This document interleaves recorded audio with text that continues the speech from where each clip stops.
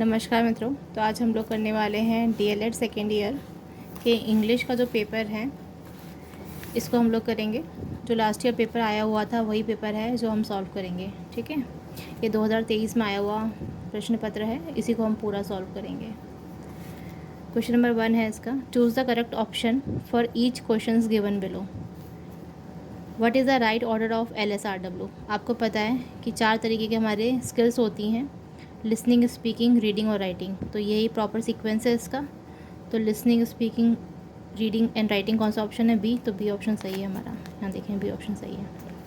Second question is, admission forms, cash books, scholar register, TC and attendance registers are things belong to. Admission जो forms होते हैं, cash book होती हैं, school register हैं, TC हैं, attendance registers हैं, ये चीज़ें आपको कहाँ देखने को मिलती हैं? होम में, बायोडाटा में, स्कूल में, या नन ऑफ दी अबव में? तो कहाँ पे भी देखने को मिलती है? स्कूल में। तो बी ऑप्शन इसका करेक्ट आंसर है। आप देखें, बी ऑप्शन सही है। Vowels are in English language. Vowels 5 तरह के होते हैं इंग्लिश लैंग्वेज में, AEIOU। तो ये 5 हैं, AEIOU। ठीक है, कॉमा आएगा इनके बीच में। बहुत सारी मिस्टेक हैं इस किताब में, तो अपन लोगों को वो अवॉइड करनी पड़ेंगी। BCC means in email. Email में BCC मतलब क्या होता है? Blind carbon copy. तो कहाँ है ये ब्लाइंड कार्बन कॉपी? ये रहा ए। तो ए ऑप्शन हमारा सही है। Language learning is similar to learning of. जो लैंग्वेज लर्निंग है वो सिमिलर है, जिसको अपन किसको सीखते हैं? म्यूज़िक को, फ़िलासफ़ी को, हिस्ट्री को, या मैथ्स को? तो लैंग्वेज लर्निंग जो है वो सिमिलर होता है जैसे कि हम म्यूज़िक को सीखते हैं। तो म्यूज़िक हो गया। ठीक है, क्वेश्चन नंबर 6 है आपका, fill in the blanks in the following sentences by inserting correct pronouns. ये आपके कौन से हैं? इंट्रोगेटिव प्रोनाउंस हैं। जब क्वेश्चन अपन पूछते हैं तो वो इंट्रोगेटिव प्रोनाउंस के अंतर्गत आते हैं। वाई ब्रोक द डोर, क्यों तोड़ दिया दरवाजे को?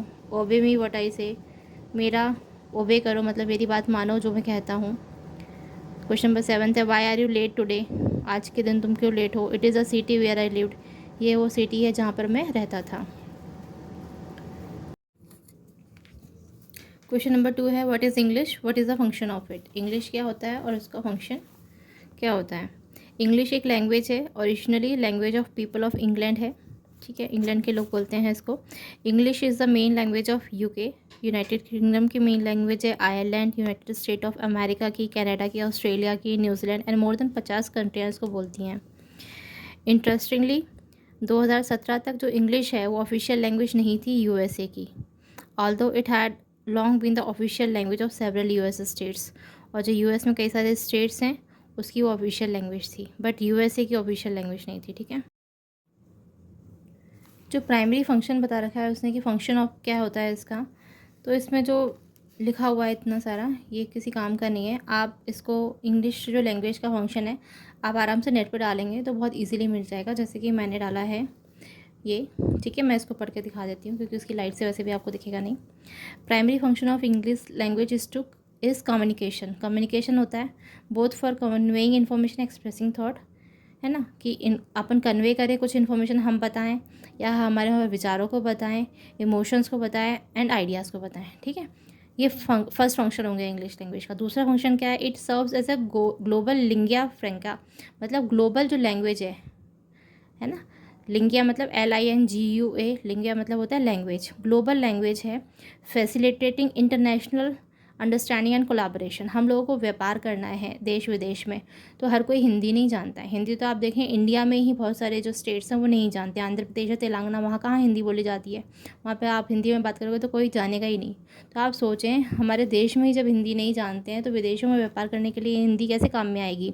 तो ये जो इंग्लिश लैंग्वेज है इसको मोर देन 50 कंट्रीज़ बोलती हैं। तो आपको अगर व्यापार करना है, कोई भी चीज़ हमारे यहाँ पर ज़्यादा है, जैसे हम जानते हैं हमारे यहाँ हरित क्रांति, एग्रीकल्चर बहुत अच्छा होता है इंडिया में, तो हम लोगों को अगर व्यापार करना है, अपनी क्रॉप्स बाहर बेचनी, तो कैसे बेच पाएंगे? हिंदी में बोलेंगे तो उसको तो ना समझ में आएंगे आपको कौन सी प्राइस में सही लग रहा है उसको बेचना। तो इसीलिए अगर हमको इंटरनेशनल व्यापार करना है तो उसको फैसिलिटेट करता है, मतलब उसको क्या करता है वो, हमको ये फैसिलिटी प्रोवाइड करता है कि भाई आप इंटरनेशनली व्यापार कर सकते हो, अंडरस्टैंड करने के लिए, कोलाब्रेशन करने के लिए। Additionally English function as a tool for education. English एक टूल भी हो गया है एजुकेशन के लिए, बिजनेस के लिए एंड पर्सनल ग्रोथ के लिए है। Influencing various aspect of modern society, जिससे हम मॉडर्न सोसाइटी के साथ में आजकल compete कर पाते हैं। देखिए जो चेंज होता है ना वो ये नियम है, अगर आप बढ़ना है आगे तो आपको वक्त के साथ में आगे बढ़ना पड़ेगा। जो वक्त के साथ में है अपने आप को अपडेट करना पड़ेगा। ऐसे ही इंग्लिश एक लैंग्वेज है, जिसको नहीं आती है तो उसको अपने आप को इंग्लिश में अपडेट करना पड़ेगा, क्योंकि इंग्लिश आज डिमांड है। ठीक है, अब ये क्वेश्चन नंबर 3 है आपका। How many types, question number 9, how many types of readings, right their names of type. अब क्या होता है, जैसे इसमें आंसर लिखा हुआ है ये वाला, अब आपको ज़रूरी नहीं कि वैसा का वैसा पढ़ें। आपको नहीं समझ में आ रहा है तो उसमें दिमाग लगाने की ज़रूरत नहीं। कुछ ऐसे टर्म्स हैं, इमोशनल, सेमेंटिक हो गया, एम्फेसाइज हो गया, जनरलाइजेशन हो गया, आपको पता है भाई ये आपको याद ही नहीं होने वाले हैं एग्जाम्स में। तो आप क्या करोगे भाई, नेट पे डालो और अच्छे से आंसर निकाल लो उसका। अब देखो कितना अच्छा आंसर मिल गया उस पर। तो आप इस तरीके से कर सकते हैं। ज़रूरी नहीं है जो इसमें लिखा हुआ है आप वही का वही रटें। How many types of readings, उनके टाइप्स, नेम ऑफ टाइप्स बताओ। ठीक है, क्वेश्चन नंबर 24 का आंसर दे रखा है इसने। कई बार ऐसे लिख देता है, पेज नंबर 24 पर क्वेश्चन नंबर 1 मिलेगा आपको, तो आपको वही आंसर नहीं मिलते हैं। हम देखते हैं इसका 24, ये रहा question number 1। Types of reading techniques बताओ, एक्सप्लेन करो। ठीक है, DLED 2022 में आया हुआ है। Types of reading, there are many types of readings. कुछ इंपॉर्टेंट टाइप्स ऑफ रीडिंग्स क्या हैं आपकी। Aloud reading, loud reading is done in the classroom. Loud reading किस में होती है, क्लासरूम में। It is either done by the teacher और द स्टूडेंट। लाउड रीडिंग कहाँ पर होती है, क्लासरूम में। या तो ये टीचर करते हैं या तो स्टूडेंट करते हैं। The teacher can present how to read. Teacher क्या प्रेजेंट कर सकता है, कैसे पढ़ना है, वेयर टू पॉज, कहाँ पे रुकना है। क्योंकि देखिए जिस तरीके से टीचर का जो है वो बहुत इफेक्ट पड़ता है। टीचर जिस तरीके से पढ़ा रहे हैं, अगर क्लास में बहुत इफेक्टिव तरीके से पढ़ाएंगे तो बच्चे को बहुत आराम से समझ में आएगा। बच्चा भी जब रीडिंग कर रहा है तो अगर जिस बच्चे को हमने खड़ा करा है रीडिंग करने के लिए, वो इस तरीके से प्रेजेंट करेगा कि भाई कहाँ पर उसको स्टॉप करना है, कहाँ पर ज़्यादा एम्फेसाइज करके बात करना है, कहाँ पर उसको टोन इंटोनेशन बढ़ाना है। ठीक है, तो उन सब चीज़ों से बहुत इफेक्टिव आपको फ़र्क पड़ता है। बच्चे को वापस से वो चैप्टर पढ़ने की आवश्यकता ही नहीं होगी, इतना अच्छा सा क्लास में समझ में आ जाएगा। She can ask in the similar manner to the student. उसी मैनर में वो स्टूडेंट को पूछ भी सकती है। कौन सी है वो, aloud reading. This is to provide an experience of the learner. ये एक एक्सपीरियंस प्रोवाइड करने के लिए काम में आता है लर्नर की। Silent reading, silent reading is a reading silently. अगर आप जो मन मन में पढ़ते हैं उसको साइलेंट रीडिंग कहते हैं। Silent reading gives the learner and understanding of the text. जो है होती है कि हम जब फास्टेस्ट रीडिंग करते हैं, मतलब जब अपन मन में रीडिंग करते हैं तो उससे आपको सबसे ज़्यादा समझ में आता है। Teacher give some instruction to the student when she asks them to read silently. कुछ इंस्ट्रक्शन देते हैं कि भाई आपको जब साइलेंटली रीड करना है। दे कैन नॉट वैग देयर हेड्स, मतलब सर नहीं हिलाना है आपको। नॉट टू पेन और पेंसिल या finger on the text use नहीं करना है। केवल आपको दिमाग से आंखें रहनी चाहिए आपकी टेक्स्ट बुक पे, और जो टेक्स्ट बुक में लिखा हुआ है वो दिमाग में होना चाहिए। They can not move there lips, lips move नहीं करोगे इस तरीके से कि भाई पास वाला बच्चा डिस्टर्ब हो। They can move their eyes with the text only. केवल अपनी आँखों का यूज़ करना है आपको। तो ये साइलेंट रीडिंग होती है। ठीक है, ये अंडरस्टैंडिंग, बेस्ट अंडरस्टैंडिंग किससे होती है, साइलेंट रीडिंग से। इंटेंसिव रीडिंग क्या होती है, ये स्पेलिंग मिस्टेक है, इसमें एन आएगा यहाँ पर। ठीक है, बहुत सारी मिस्टेक हैं, वो आपको खुद को ही करेक्शन करना पड़ेगा। Intensive reading, intensive reading is that where one reads a text in depth for complete analysis.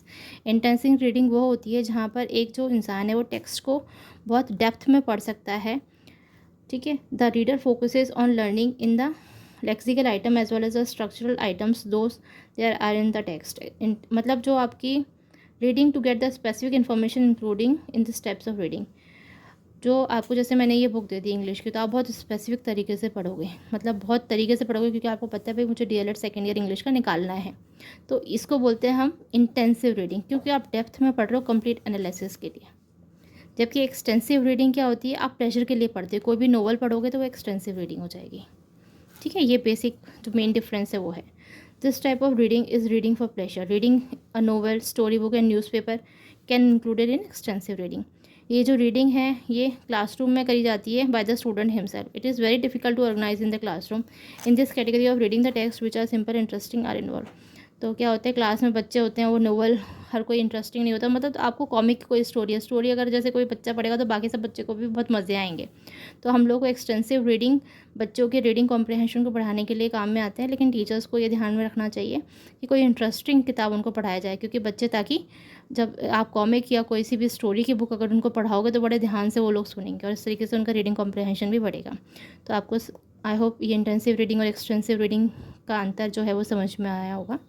Skimming, when one reads a text quickly. जब एक कोई टेक्स्ट बहुत क्विकली रीड करता है उसको स्कीमिंग कहते हैं। जैसे न्यूज़पेपर आता है इतना बड़ा, हम कैसे उसको 10-15 मिनट में फटाफट से रख देते हैं। अब आप बताइए, इतने सारे उसके आर्टिकल्स आते हैं, क्या आप उसको 10-15 मिनट में रख सकते हैं? नहीं। लेकिन हम क्या करते हैं, फटाफट से मेन पॉइंट उठा लेते हैं। Reader jumps in the sentence and the words which are not important, छोड़ देते हैं वो जो शब्द हैं जो इंपॉर्टेंट नहीं होते हैं। तो हम प्रैक्टिकली करते हैं। The main aim of the reader is to get the central idea क्या है वो हमको पता होना चाहिए। There is no need of high understanding of the text. When one read newspaper headlines, time table, pamphlet, तो हम लोगों को पता है उसका सेंट्रल आइडिया क्या है, हम वो पिक कर लेते हैं। ओके, तो ये हो गया हमारे क्या रीडिंग कॉम्प्रिहेंशन के कुछ टाइप्स ऑफ रीडिंग।